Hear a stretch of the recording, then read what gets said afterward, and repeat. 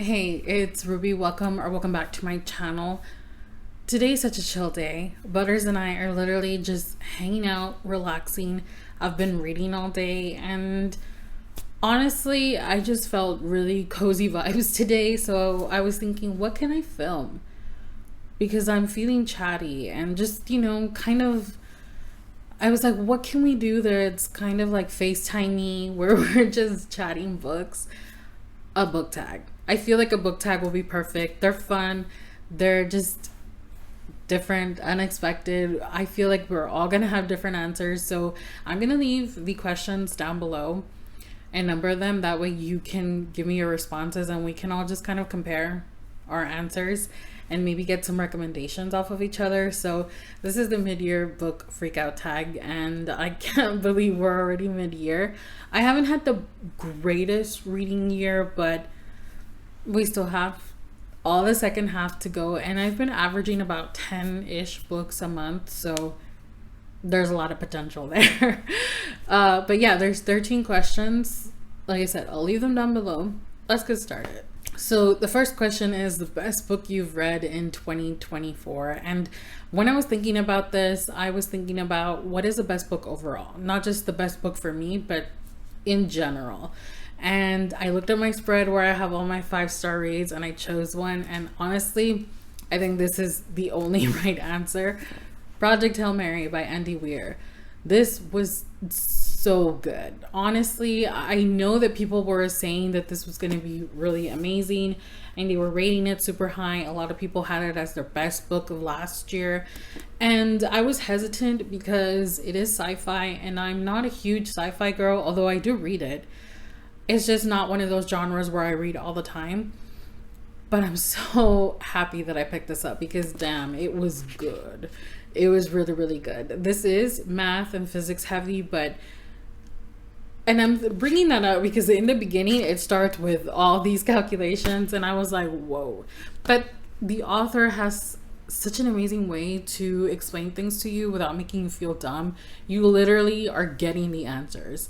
You're never gonna feel like, I don't understand, because our main character is suffering from total amnesia and he's learning things slowly, remembering things slowly, and he works it out in his head, and so he's talking out loud. So essentially he's teaching us while he's just remembering. Masterful. So good. There is nothing in this book that I would say was bad. Characters, 5 stars. Plot, 5 stars. Writing, 5 stars. So good. What is this about? We follow Ryland Grace. He is a scientist, but he left the world of academia behind because they were dicks. And so now he's a science teacher, a middle school science teacher. In the beginning of the book, we find out that there's this freaking catastrophic event coming. The sun is dimming and it's dimming fast. It's dying. And we all know if we have no sun, we're gone. So the entire world comes together. Literally, all the powerhouses come together to create Project Hail Mary in hopes to save humanity. And this book is just so good. The way that he writes it is amazing. Like I said, Ryland has total amnesia in the beginning of the book. So when he wakes up, he doesn't know where he is. He doesn't know who he is. He doesn't know what it is he's supposed to be doing. He wakes up with 2 dead bodies and he has to figure it out. And damn, it was good. So for sure, the best one that I've read in the first half of the year. Read it. Oh, also, I didn't listen to the audiobook because I didn't even consider it. But I've heard that the audiobook of this is top tier. That if you're gonna read this, pick up the audiobook. So something to keep in mind. So good. Anyway, number 2 is the best sequel you've read in 2024. And I have read some series, I have read some sequels, but none that I would scream about. So I was thinking, well, I didn't want to just not answer it. So I thought about interconnected books that are part of the same world, part of the same series, but you don't necessarily have to read them all or in order, but you should. Think like Icebreaker and Wildfire by Hannah Grace, where the characters, you're going to see them in the second book, but you don't need to read the first book. Part of Your World, Yours Truly, Just for the Summer, same thing. You definitely do yourself a disservice if you don't read at least the first book for that one. So I was thinking, and I think that this one is the one that I would pick. The first book is When in Rome by Sarah Adams, and I didn't love that book. I think I ended up giving it like 2 stars or 2.5 stars. I was a little harsh. Sometimes I'm harsh with stuff, and it just depends on my mood, I guess. Sometimes I'm very giving, and sometimes I'm not. And that one was just okay. We follow a pop star whose car breaks down in a little town, Rome, Kentucky, and she finds love. Basic, right?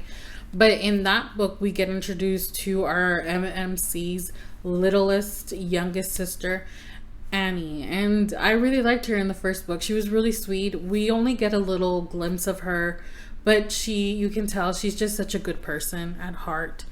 Our FMC from the first book is really endeared to her and drawn to her because she's just so sweet. In the second book, it's about her and the love interest, and I really liked it. We had Annie, who is struggling with her identity, and not even so much that she's struggling with it, but she knows that she's been put into this box, this cookie cutter box, that she's sweet and that she's innocent, and don't even cuss around Annie because she's too sweet and innocent for that. And it makes her mad because that's not who she is. That's just what they made her out to be, and they shoved her in there. And yeah, we get our MMC, who is all tatted up, and he's a bodyguard essentially, and he's not what he seems. So I really liked it. I thought it was fun. I really connected to Annie because I have a similar situation. But yeah, I really liked it. Definitely recommend it. I did think it was really good. A lot of people like book 1, so maybe you will too, but I for sure liked the second book. Number 3 is a new release you haven't read yet, but you want to. And for this one, we literally just got this book, but I shipped it to Texas because if you follow me regularly, you know that I thought I was moving to California in July, and then it got pushed back to who knows when. So for now, I'll be in Maryland until I'm not. I just have no idea. So I do have quite a bit of books in Texas that my brother's just holding on to. And one of them is this one, which is Not in Love by Ellie Hazelwood.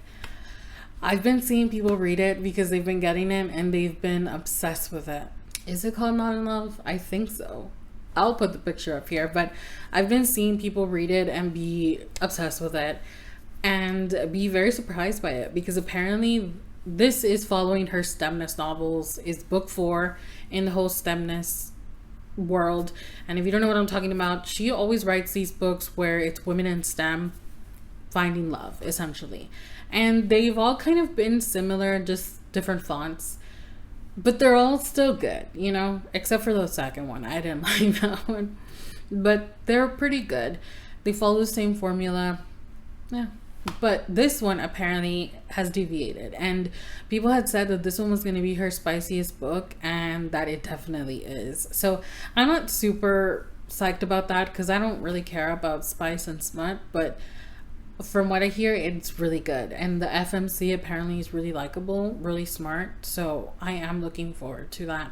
I don't know the tropes and all that, and I don't want to know. I'm going to go into it blind because I don't want to be influenced on either liking it or not. But yeah, that's definitely the one that has come out that I haven't read, but I really, really want to get to as soon as I can. Number 4 is the most anticipated release for the second half of the year. And there's just so many. There's A Daydream by Hannah Grace. There's Lost and Saddled by Lila Sage. There is Wisteria by Adeline Grace. There's freaking Brandon Sanderson, but his book doesn't come out till December. But I was thinking, what is coming up? Reckless by Lauren Roberts. That's going to be my pick because I loved book 1, Powerless. I gave it 5 stars. I thought it was really fun, really fast paced. It reminded me of things that I love. People have said it's like Hunger Games and Red Queen. I've never read Red Queen, but I believe it because it is very kind of nostalgic, and people really freaking ripped Lauren apart saying that she just ripped off these books. But honestly, I don't think she did. I did think that they were, inspo for sure, but I liked it. It was fun. I liked it. I had a good time. So I am looking forward to Reckless. I think I'm gonna love it. And I actually haven't even read Powerful, the little novella, because again, I thought I might be moving, so I shipped it to Texas, but I'll read it. I have heard that it's really sad and stuff. Y'all know I have a little Grinch heart, so I never see myself crying for anything. But I hope that it's good. So we'll see how that goes. Once I get to Texas, I will for sure be reading it. Number 5 is the biggest disappointment of the year so far. And for me, it's gotta be this. Have I read other books and rated them lower? Probably. But this one for me, I was so hyped. I was so thinking I was gonna love this trilogy, and I listened to the audiobook of this book. And maybe that was my fault. Maybe I should have read it physically, because sometimes when I'm listening to audiobooks, they can lose me. If I'm getting even remotely bored, I will focus on the task that I'm doing and zone out a little bit. And that definitely happened quite a bit when I was listening to Once Upon a Broken Heart by Stephanie Garber. This is so beloved. People freaking love this trilogy. And there was nothing offensive about it. Like, I wasn't like, damn, that sucked. But I definitely overhyped it in my mind, and it didn't deliver, for me at least. I will say that I don't think I've read a lot of fairy tale reimaginings and retellings. I think the only ones I can think of are like the Lunar Chronicles by Marissa Meyer, but I really like those. I did read them when I was young though. So, I'm not sure if maybe the fairy tale vibes are not for me. I will push through with this. I will continue on, especially because book 2 seems to be everybody's favorite. But I didn't love this one. I didn't love anything about it, to be honest. I didn't love the story. I was pretty bored. I didn't love the characters. I thought they were pretty bland, which I know is like blasphemous on my part, because people freaking love Jax and Evangeline, but I just didn't. But I'll continue, and hopefully I fall in love with it and it was just a fluke. I just wasn't listening or something. But the next one is your biggest surprise of the year. And I was thinking about not just the books that I'm rating super high, but just what truly was something that I was not expecting to even like, and I ended up loving. And this book for sure is the one, because when people started reading this, they really didn't love it. Nobody was raving about it, at least not that I saw. And it had mixed reviews. Some people really liked it, some people didn't. Some people were pretty meh about it, but I don't know if it was like right time situation, or maybe it's just for me. I love this. This is A Fragile Enchantment by Alison Saft, and I think I gave this 4 or 4.5 stars, but I should have just given it 5 stars, because honestly, I had such a good time with this.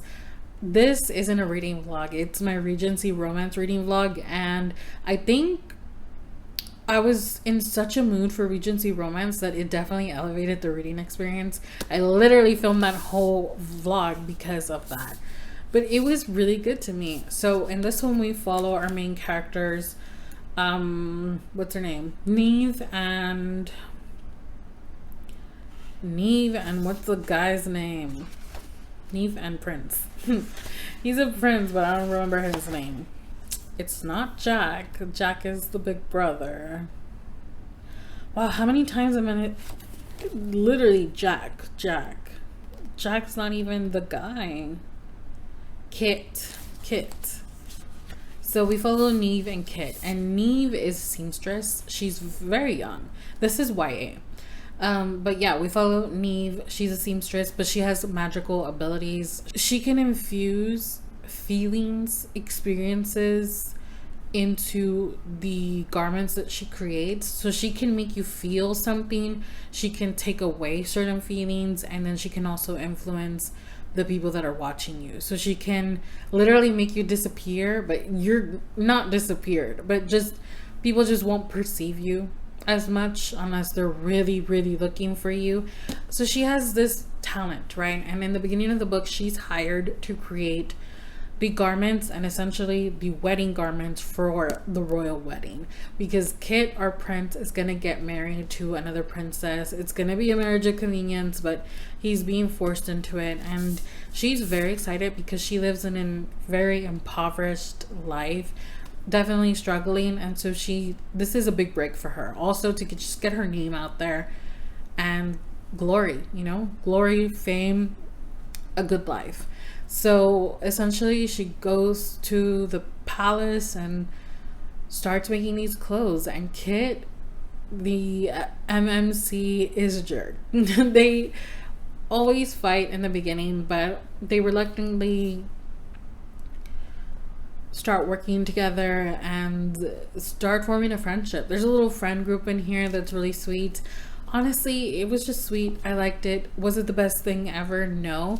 But I think that this was the case that I read it at the perfect time, and it really, really worked for me. And I do see myself rereading it in the future because I liked it. I don't know. I'm thinking there's going to be a book 2. I haven't looked it up. I hope there is. I will for sure read that. Next up, we have new favorite author, debut author, or just new to you. And this one, I haven't really read a lot of new author work that I loved, but this, I think, is a good choice. We have Catherine Zenner. I have a representative book here, The Bodyguard, which I thought was really fun. And I actually want to reread this because I feel like I didn't fully pay attention when I was reading it, and I still gave it 4 stars. But yeah, Catherine Zenner, I've read 3 of her books so far. I've read The Bodyguard, I've read Hello Stranger, and then her newest release, which is The Rom-Commers. I got an arc of that, but it's already out. I think it came out a couple days ago, which I don't know when you're seeing this, but it came out like June 11th. So definitely check that one out. It was also fun. I feel like I like all her books equally, the ones I've read so far. They're fun. They're definitely rom-com-y, and I love these when I'm having anxiety or just going through it. Escape into a fun, sweet time. I like it. So yeah, there's really nothing much to it. I just really enjoy it, and I wonder if she's from Texas because she's brought up Texas quite a bit in her books. But Catherine Zenner. Have you read any of the other books that she's written? Because I was looking into it the other day, but I just wasn't sure. I was like, I was going to put some holds on Libby, but I didn't know which one to put. So let me know if you've read other books other than those 3 so that I can check them out. Next up, we have newest fictional crush. And this is the only book that's going to be repeated. I really tried to pick different books as a response for all these questions, but this one, I can't help it. We're going to repeat it. But it is Wes from Better Than the Movies. I love Wes, which is, at first I was like, he's in high school, but you know what I mean. He's fake. If it was real life, no, because I'm 34. But he's just so sweet in this book. He honestly, there's nothing unlikable about this guy. And if you saw my reading vlog where I'm reading this, I just fell in love with it. Especially him. The female main character, she annoyed me a little bit, but he never did. He was just so loyal to her, so all about her, just such a great friend to her. I loved him so much. But mommy, I love him. He was just so sweet. I'm like, I can't help smiling because he was really sweet. And there's going to be a book 2, Nothing Like the Movies. I already pre-ordered it. And I pre-ordered, they're making this one with sprayed edges also. I pre-ordered it. I think it comes out in September, and Nothing Like the Movies, I don't know when that comes out. Actually, no, I didn't pre-order Nothing Like the Movies because I don't know, it didn't show it being with sprayed edges, but I'm pretty sure they're going to do sprayed edges.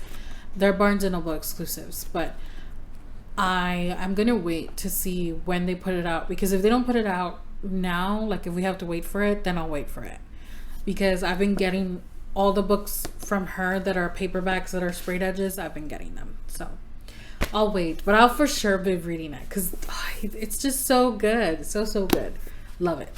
Number 9 is Book That Made You Cry. And I mean, I've said it many times that I have no emotions. I'm an emotional cripple, and I have never cried while reading a book.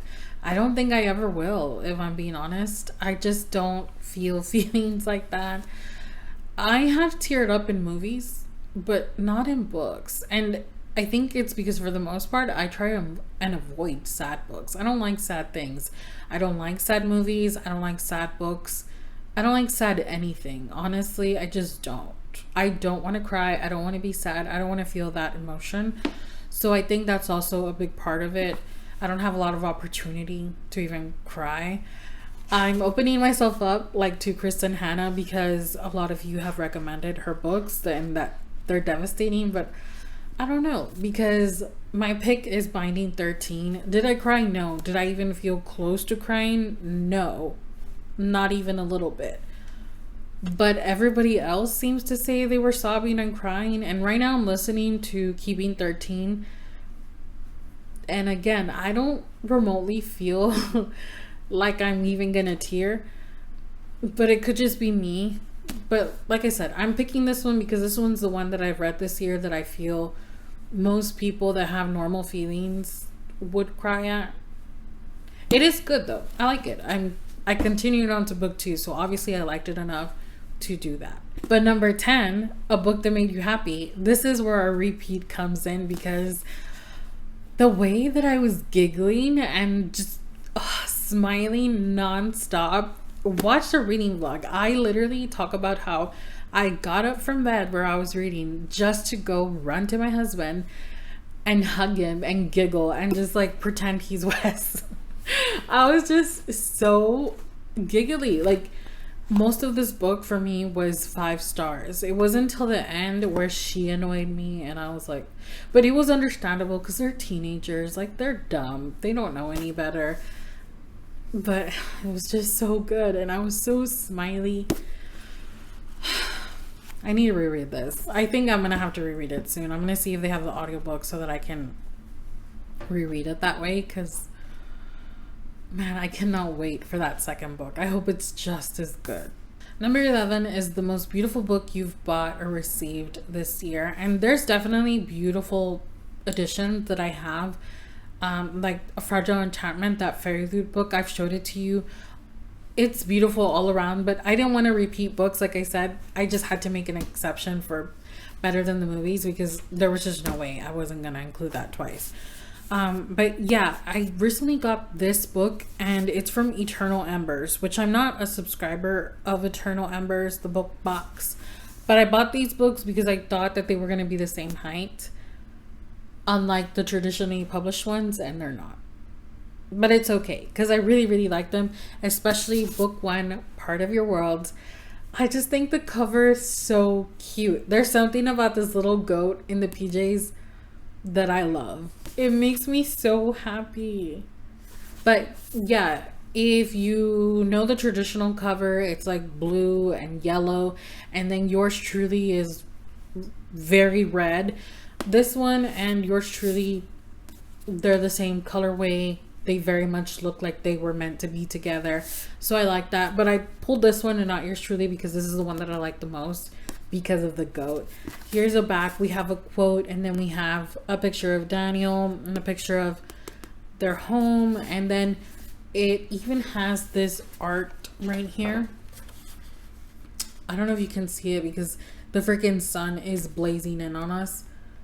But it's really nice. It's a beautiful book, and essentially it's just the same book, but it has a different cover, and I really like it. I think I definitely prefer it over the originals.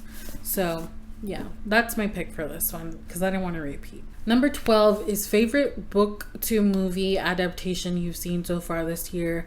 I'm gonna say book to movie / TV show adaptation because I really haven't watched any movies this year. I feel like I can count how many movies I've watched on one hand. The TV shows, I think the most obvious choice and the one that I'm gonna go with because it's the only one I've seen is Bridgerton. I've read all of those books except for the last one, which was Gregory's book, but I've read all the other ones. I read them a couple years ago and they were okay, but there was nothing special about them. I did like them because we follow all the siblings and their love stories, but I never loved them. The TV show, love the TV show. Although, not gonna lie, right now when I'm filming this, we still don't have part 2 out for season 3. But the first part, I didn't love it. However, I didn't love their book either. Penelope and Colin's book, which sucks because I love Penelope. I did not like book Colin. And honestly, the first part of the show, I didn't like TV Colin either. He was annoying. I don't know. Maybe it's just me, but I just don't love them. For sure, season 2 is my favorite season. Season 1 is still cringe because of Daphne literally forcing herself on the Duke. And that does happen in the book, I think. And then season 2, I liked it. The book is meh, but the show was so good. So yeah, hopefully the second part of season 3 is good. I did like Queen Charlotte. I did like that season. I did love George, but it wasn't my favorite. I think Kate and Anthony's season is still my favorite. So let's just hope. And then I think they said season 4 is going to be Benedict, which I honestly don't remember Benedict and Sophie's story.